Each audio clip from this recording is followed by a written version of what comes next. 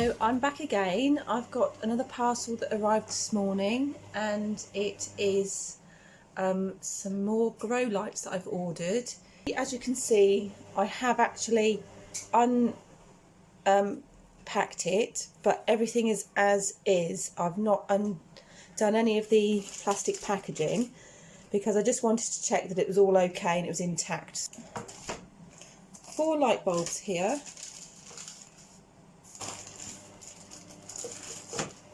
These ones have got the logo on the clip part, if you can see that there. They've got some discoloration to the clamps. This plug and the switch has on off for each light bulb, and they do have the holes on the clamp part, so you can clamp it or you can hang it, so it's up to you how you do it. These are the E27 screw-in type fitment.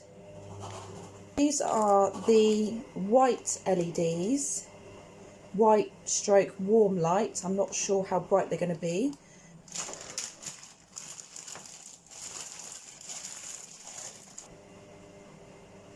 That looks nice and tidy there. Okay, so let's try and get this off. It must be just a safety. Okay, so that looks nice. There's no information on the actual bulb itself though. These are meant to be Sunlike full spectrum bulbs, as it states online as part of their description and specifications. So I'm not convinced they are full spectrum, but they say they're full spectrum. They've got some nice air vents there as well. They have this logo on the clip. They're E27 screw bases. So for the measurement from here up to here is about 30 centimetres. And if we look at the actual clamp itself, it's quite easy to press, but it is made of plastic and not metal. But for the price, I was happy to pay the price.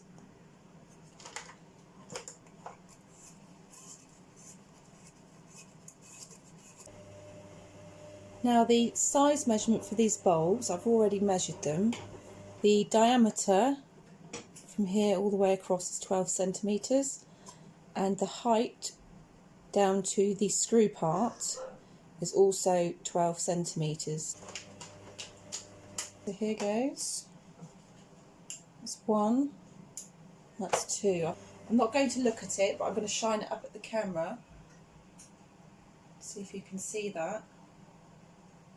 These are actually quite a nice light. They're not like a cool white light.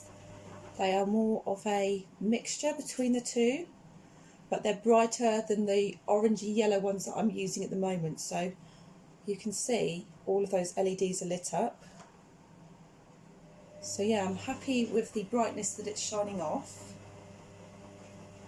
I've just turned the lights off in the room just so you can get a better idea of how they shine.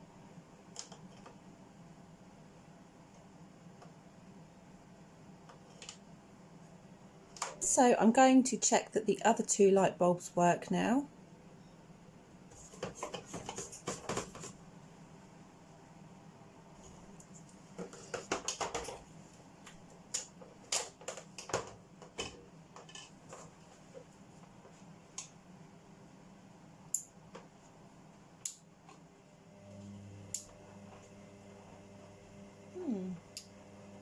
One of these light bulbs is not switching on. I'm going to double check this one in case I've not screwed it in properly. Let's turn them both off.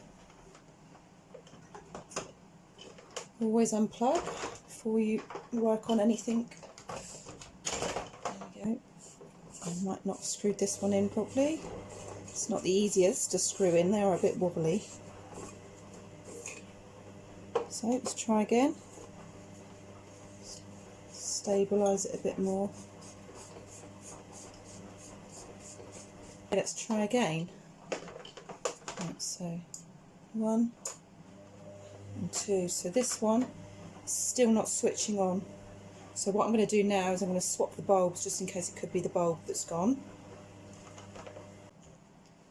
Well, I've put a bit of electrical tape on here just so I know which one is the dodgy one. So I'm going to screw that possible failed bulb into the other side. Do this one now. So let's try and turn it on. Right, so we've got the bulb that's working in the other side of the dual head bulb holder. So I can safely say that there's a problem with this part here and not the bulb. So I'm going to have another look inside here and see what's going on. I've just spoken to my partner and he's going to come out and check it for me. So he will come and do a voltage check for me. Right, we're going to do a continuity test. We're just going to simply check to see whether we've got a break somewhere in the cable. It could just be simply that a screw is loose or one of the cables isn't joined properly. The leads come down through these tubes and they pivot through the clamp itself. So it could be that one of the leads is simply a connector's just pulled off, and a simple repair, and it will save sending it back or going to the hassle trying to get a replacement. The multimeter is set for a buzzer at the moment. So when the contact makes, we get that audible tone. If there is a break, then there'll be no tone, and we can identify that. On here we've got an L for live, an N for neutral, and an E for earth. The earth we don't need to worry about at the moment. It's just the live and the neutral we want to concentrate on. We're going to take our neutral and we're going to make contact at the bottom. You see that? That's a contact, and this outer thread is the contact. That's what makes the power to the light bulb itself. So if I touch right down this centre one, yeah, can you hear that? That's good. That's good. That means we've got a complete circuit there. Now, because it's come off one socket, we can check the same. Use the same neutral connection we've got on the plug and touch the centre of this one. Do you hear that? So we know that there's no break on the neutral side of this. Obviously, both switches are turned on at the moment. We're going to go to our live side of the plug socket, our L. Now, this time we're going to touch on the thread part of this. So, there you go. Can you hear that? Alright, so that's the live side. So we know that circuit's good. Bottom one. See that? So we know that the live, turn it on again. See, the live is what breaks on the switch. And let's try the other side. Right. So we made contact, no noise, it's not working. Try the switch. Nothing.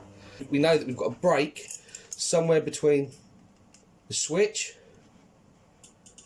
and the contact in it. So what I'd like to do is then put the multimeter from here to a contact that I can reach and make sure that we've got power going from here to here. If we haven't, then it's just the lead between here. If we're making the contact between there and there, then it means it will be from the point of contact I've got in here, and more likely the switch. We've pretty much dissected all of the leads and the fixtures and fittings, but these are basically really awful. There's all these leads that are chopped up and not connected, but they've developed some sort of weird system to operate this. But there's no earth lead that's going into the plug, because they're not safe to use. They've used household electrical wire so that they gain the 3 leads. So you've got your 3 standard colours there like you would in a plug. But what they're essentially doing is using the brown and the green is a separate live wire. But instead of this what would be our, as you would recognise it as an earth lead, it's not. That is the neutral lead. This switch, which is a common switch, yeah, is actually at fault. It's broken.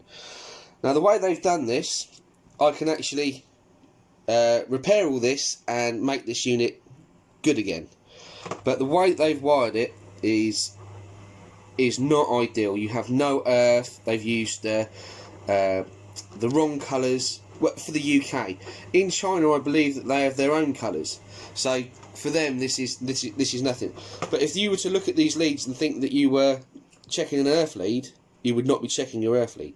So essentially, what you've got is each one of these leads, the brown and the brown and the blue that you see here, yeah, are your positive side of the circuit, yeah, and the yellow and green is the negative side of the circuit. And what they've done is they've put a little jumper there so that the two switches are linked. I'm not sure it should have been done that way. So what you essentially have is a power that comes out that completes the circuit for both sides, and the switch cuts it. But the soldering on here is extremely poor. Look. Those overhangs, if that was to make contact between here, this light, you wouldn't be able to turn it off. The wires are very weak, very thin. But this one, look, was also a 3-ply, look, which they've just cut off here, and I don't know if you'll be able to see it. Is actually just cut off and hanging there in the bottom of the plug there. This is definitely one that should go back. It's very poor quality. Very poor quality. So I'll just show you the name of that again. I did show it at the beginning of the video. I wouldn't suggest buying anything with that logo on it or anything that appears similar. I've got different ones with Goosenecks which have got the metal clips, and they're very good. I've had no problems with them, and they're better quality. We've managed to repair the lamp now, and it was a faulty wire in the actual on and off switch. One side was working and one side wasn't, so it's been rewired now, and we're going to show you it working. So we're going to keep this light and use it, so we're not going to send it back because we've safely repaired it ourselves. But if you're not competent with electrics or anything like that, then I wouldn't suggest you do this at home. There we go, working now. So say thank you to my partner for fixing my lights. Yay! Thank you for watching, bye!